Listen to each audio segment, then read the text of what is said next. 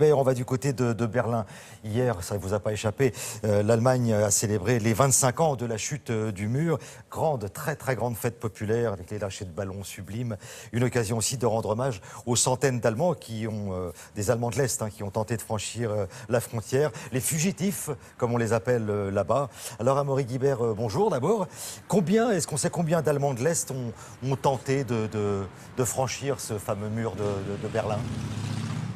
Bonjour Thierry, bonjour à toutes et à tous. En fait, c'est une question très difficile. Il y a un mémorial du mur ici à Berlin avec une stèle qui recense les noms de 136 personnes tuées en essayant de franchir le mur, mais uniquement ici dans la ville de Berlin. Alors, le mur était beaucoup plus long, il parcourait toute la frontière entre l'Allemagne de l'Ouest et l'Allemagne de l'Est. Et puis l'Allemagne de l'Est, la RDA n'avait pas intérêt à comptabiliser tous ces morts, c'était vraiment pas son intérêt. Donc les estimations varient beaucoup. Certaines associations parlent de plus de 1000 morts.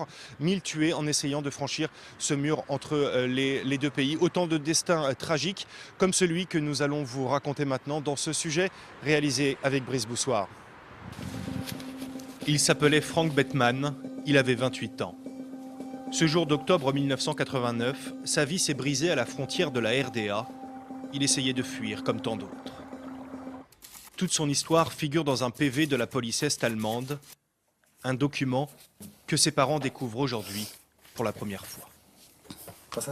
On vous avait dit quoi sur sa mort à l'époque? Juste qu'il s'était noyé dans le fleuve. Pour essayer de comprendre ce qui est réellement arrivé à leur fils, ils décident alors de partir à Berlin-Est, demander des explications au ministère de l'Intérieur. Mais quand ils arrivent dans la ville, le régime communiste est déjà en train de s'écrouler. C'était horrible. On voyait la joie des gens qui passaient la frontière juste devant nous. Et nous, on était là, en deuil. 15 jours plus tard, ils recevront chez eux une urne et des cendres. Leur fils a été incinéré, toutes les preuves sur sa mort disparaissant du même coup. Ils n'ont aujourd'hui que des questions en suspens. Comment est-il mort? Pourquoi avait-il déjà essayé de fuir quand il avait 18 ans? Il aurait dû plus nous faire confiance et aussi plus nous écouter. Mais il a écouté les autres. Oui, il a écouté les autres.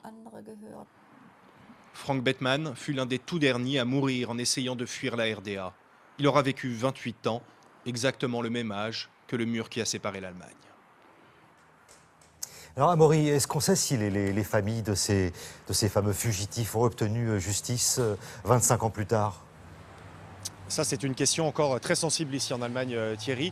Après la chute du mur, il y a eu des procès. Des anciens soldats est-allemands ont été jugés et condamnés. Mais pour beaucoup de familles de victimes, ce ne sont que les lampistes qui ont payé et pas les donneurs d'ordre. Je vais vous citer un exemple. Erich Honecker, celui qui fut à l'origine de la construction du mur, celui qui fut le dernier dirigeant de la RDA. Il a été poursuivi un temps par la justice, mais les poursuites ont finalement été annulées. Il a pu quitter l'Allemagne et finalement il est mort au début des années 90 en exil au Chili auprès de sa famille. Merci beaucoup Amaury, à bientôt.